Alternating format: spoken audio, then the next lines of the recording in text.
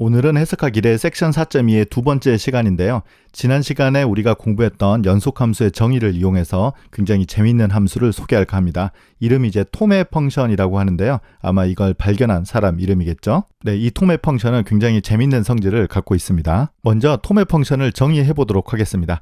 이 함수 fx가 다음과 같이 정의되는데요. x가 유리수일 때와 무리수일 때가 함수값이 달라요. 일단 x가 무리수면 우리가 함수값을 0이라고 주고요. 유리수면 조금 복잡한데 일반적으로 우리가 유리수면 분수 형태로 표현을 할 수 있는데 이걸 최대한 약분해서 기하분수 형태로 쓰도록 하겠습니다. 그걸 여기에서 lowest term, 분모와 분자가 이제 최소다 이제 그 뜻이겠죠. 이렇게 기하분수로 표현을 하면 이때 함수값을 n분의 1이라고 쓰도록 하겠습니다. 일단 이 x는 전부 다 양수만 생각할 거니까요. n과 m은 전부 다 양수입니다. 그래서 함수값은 0 또는 자연수분의 1 이런 형태만 갖는 함수가 톰의 펑션입니다. 여기에서 오늘 설명하고자 하는 질문은 이 함수는 어떤 점에서 연속이 되겠는가? 이 질문에 대한 답을 하려고 합니다. 우리가 해석학을 배우기 전에 미적분학식의 사고 방식으로 이 질문에 대한 답을 하려면 굉장히 어렵습니다. 이유는 이 그래프를 그리기가 어렵죠. 자, 이 그래프는 실제로 그려보면 이런 형태로 생겼어요. 일단은 모든 무리수점에서는 0이니까요. 이 x축에 무한히 많은 무리수점에서 0이 될 겁니다. 지금 이 위에 제가 유리수만 몇 개 그렸는데요. 예를 들어서 f의 2분의 1 같은 경우는 이거 자체가 기하분수이기 때문에 답은 2분의 1이 되겠죠. 그래서 지금 2분의 1 이렇게 올라가면 바로 이 점이 2분의 1, 2분의 1이 되고요. 그리고 x가 3분의 2 같은 경우는 3분의 2가 기하분수니까 이것의 답은 3분의 2가 아니라 3분의 1이 되겠죠. 그래서 3분의 2, 3분의 1은 이 점이 될 것 같아요. 이런 식으로 이제 분모가 한 10 정도 될 때까지 제가 몇 개의 점을 이렇게 그려봤어요. 사실은 이게 무한히 아래로 계속 이런 점들이 이제 뻗어 나갈 텐데요. 아마 모양이 약간 불규칙적이면서도 규칙이 뭔가 생기는 것 같아요. 그래서 이쪽은 이렇게 가고 그 다음에 이런 이제 형태의 그림이 그려지도록 톰의 펑션을 이해할 수 있습니다. 하지만 어떤 점에서 이 함수가 연속이 되겠는가는 사실은 이 그래프만 봐가지고는 파악하기가 어렵죠. 이때 우리가 지금까지 공부했던 엡실론 델타 이론을 활용해서 증명할 수 있습니다. 그런데 오늘 강의에서 굉장히 놀라운 것을 증명하려고 합니다. 0부터 1, 이 구간에서만 설명하도록 하겠습니다. 나머지는 거의 비슷하거든요. 이 구간 안에 있는 모든 점에서 극한값을 생각을 해볼 때 항상 극한이 0이다. 이 사실을 오늘 증명할 겁니다. 어쩌면 오늘 강의의 가장 핵심적인 내용일 수 있겠어요. 자, 지금 무리수에서는 전부 다 x축에 0으로 이렇게 되어 있는데 유리수에서는 이렇게 위에 공중에 많은 점들이 떠 있잖아요.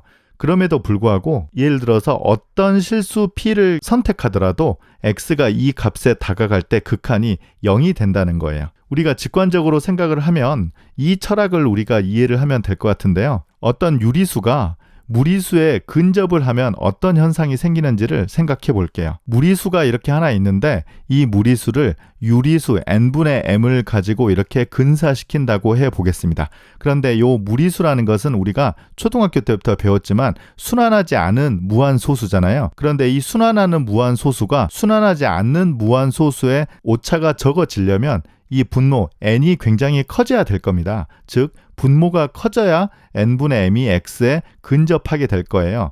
그런데 분모가 커진다는 것은 이 톰의 펑션의 정의를 보자면 분모가 이 n이 커지니까 n분의 1 값이 굉장히 작아져서 무리수에서는 함수값이 0인데 이러한 현상을 따라가더라도 함수값이 0으로 근접할 것 같아요.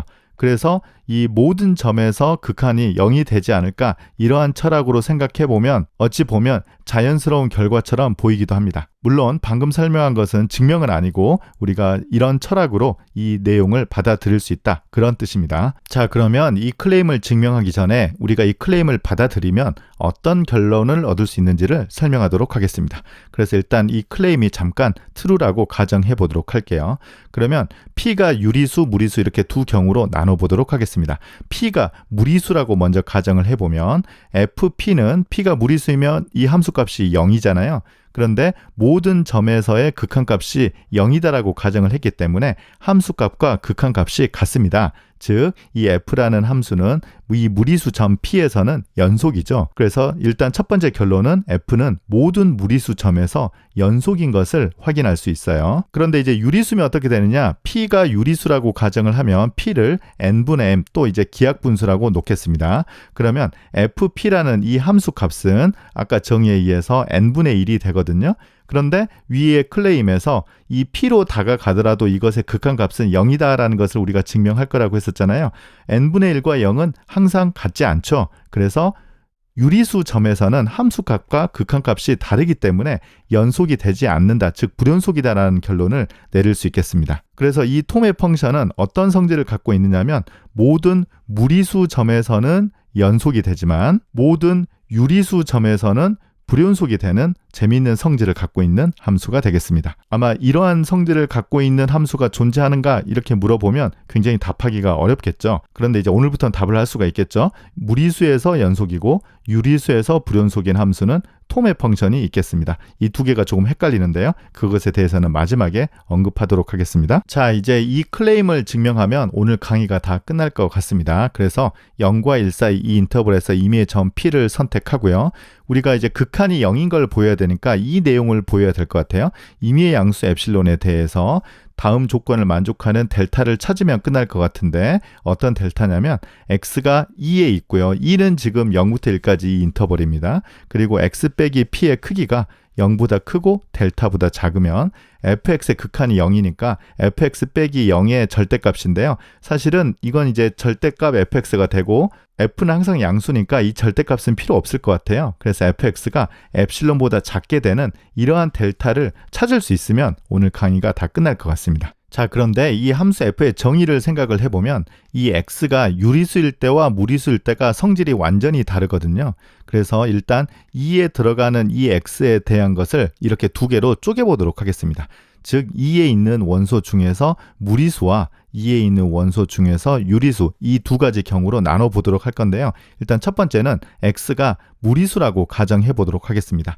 무리수는 굉장히 쉽습니다. 이유가 뭐냐면 이 스타를 보여야 되는데 x가 무리수이면 이 fx는 항상 0이잖아요. 그래서 이 앞에 델타에 상관없이 항상 이 부등식이 성립하기 때문에 모든 델타에 대해서 이 스타가 성립하는 겁니다. 그래서 무리수일 때는 별로 걱정이 없고요. 사실은 x가 유리수이면 이 델타를 찾는 것이 조금 어려운데요. 네, 그 내용을 설명하도록 하겠습니다. 두 번째는 x가 유리수일 때입니다. 그러면 x를 기하분수 n분의 m 형태로 써보면 함수값 fx는 n분의 1이 되거든요. 그러면 이제 이 부분이 n분의 1이니까 n분의 1이 엡실론보다 작아져야 되니까 이 n이 조금 큰 값이어야 될 것 같죠. 자, 그러면 일단 이 p를 임의의 실수로 생각하도록 할게요. 그러면 이 p에서의 극한이 0인 것을 어떻게 우리가 증명할 것이냐, 특히 이제 x가 유리수 점일 때 그 내용을 설명하도록 하겠습니다. 그러면 여기에 사실은 이제 우리가 임의의 엡실론 네이버우드를 그려야 되는 거잖아요. 우리가 극한이 0이다라고 우리가 생각을 했으니까 엡실론 네이버우드를 이렇게 위아래로 그려야 되는데요. 아래 거는 별로 필요가 없죠. 자, 중요한 건 이제 뭐냐면 이 P 근방에 적당한 델타 네이버우드를 작게 그려서 델타 네이버우드를 이렇게 그려보는 거예요. 그리고 여기에도 이렇게 이제 작게 그려보겠습니다. 그러면 이 길이가 사실은 델타이죠. 네, 그러면 이 부분을 조금 확대를 이렇게 해볼게요. 그러면 P 근방에서 극한이 0이 되려면 이 작은 구간 안에서 임의의 x를 선택하더라도 이 엡실론 네이버우드, 이게 지금 엡실론이고 이게 지금 엡실론이잖아요.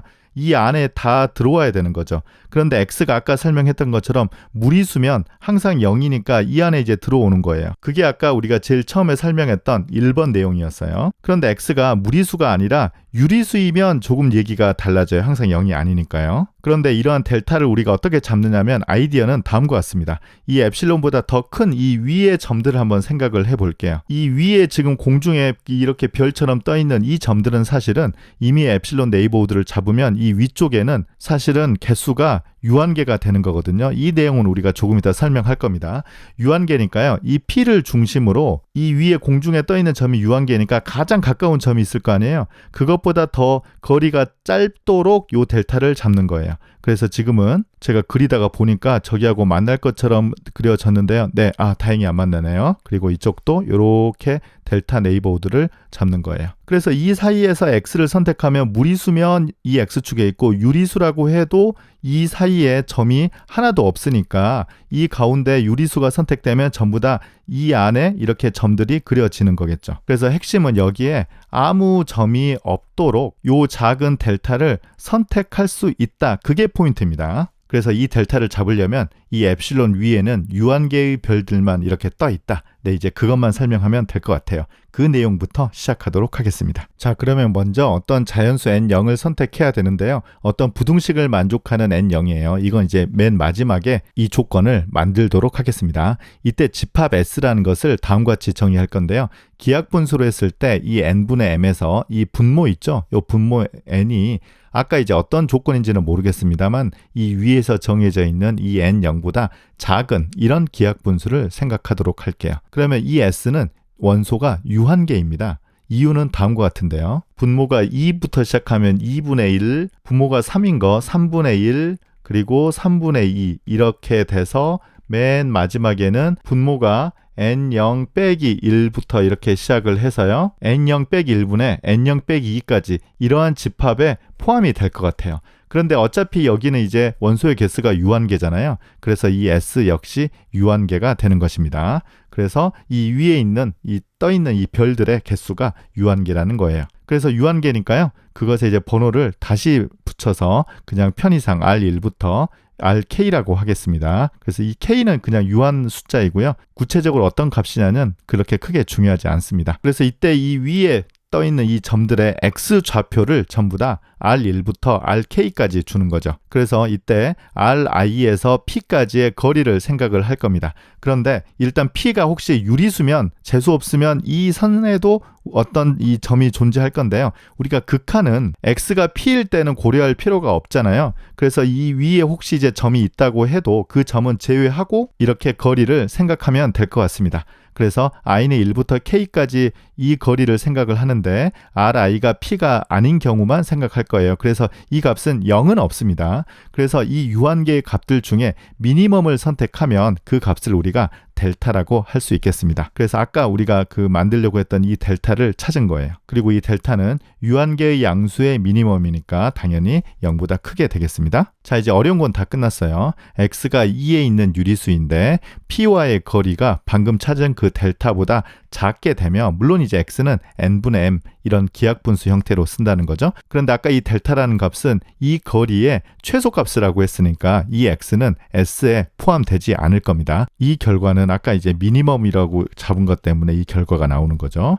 그런데 x가 s에 포함되지 않는다라는 것은 n이 n0보다 작은 모든 기하분수를 여기에 포함시켜 놓은 것이 S인데요. 즉 이러한 기하분수가 S에 들어가지 않는다라는 것은 이 조건을 만족하지 않는다라는 거거든요. 그래서 n이 n0보다 크거나 같다라고 생각할 수 있어요. 자, 그래서 아까 얘기했던 것처럼 x가 이 값이면 fx는 n분의 1이잖아요. 그런데 우리 목표는 엡실론보다 작게 되는 것을 보이는 거거든요. 그런데 fx는 n분의 1이고 조금 전에 n은 n0보다 크거나 같다라고 했으니까 n분의 1은 n0분의 1보다 작거나 같게 되고요. 그리고 아까 n0이 어떤 부등식을 만족하는 n0이라고 했는데요. n0을 선택할 수 있죠. 이건 우리가 계속했던 아르키메디안 프로퍼티입니다. 그래서 n0분의 1이 엡실론보다 작게 됩니다. 그래서 x가 이 조건을 만족하는 유리수이면 fx가 엡실론보다 작게 된다는 사실을 증명했어요. 그래서 앞으로 가서 요 스타를 유리수일 때도 증명한 것입니다. 그래서 결론을 내보면 아까 무리수일 때는 모든 델타에 대해서 이 식이 성립하고요. 유리수일 때는 이 식이 성립하는 델타를 찾았기 때문에 우리가 찾은 델타에 의해서 x가 유리수든 무리수든 상관없이 이 조건을 만족하는 x이면 절대값 fx가 엡실론보다 작게 되는 델타를 찾은 겁니다. 그래서 우리가 제일 처음에 찾으려고 했던 이 델타를 찾았기 때문에 모든 점에서의 극한이 0임을 증명할 수 있게 되었습니다. 네, 증명이 조금 논리적인 거 좀 길지만 아까 제가 그림에서 강조했던 어떤 점 P를 중심으로 굉장히 얇은 이런 띠를 만들어서 이 엡실론 위에 아무 점도 없도록 이 델타를 잡을 수 있다. 그 생각만 가지고 이 증명을 공부하면 되겠습니다. 네, 그래서 책에 있는 그 톰의 펑션에 관련된 걸 직접 읽어보면 조금 이해하기 어려운데요. 이 그림을 항상 생각하기 바랍니다. 자, 그래서 결론은 톰의 펑션은 무리수에선 연속이고 유리수에선 불연속입니다. 이게 조금 헷갈리죠. 그런데 이제 굉장히 당연한 질문이 이거 두 개 바뀐 함수도 있겠습니까? 즉 유리수에서 연속이고 무리수에서 불연속인 함수가 있겠습니까? 이런 질문 자연스럽게 할 수 있잖아요. 그런데 답을 먼저 말씀드리자면 이 성질을 만족하는 함수는 없습니다.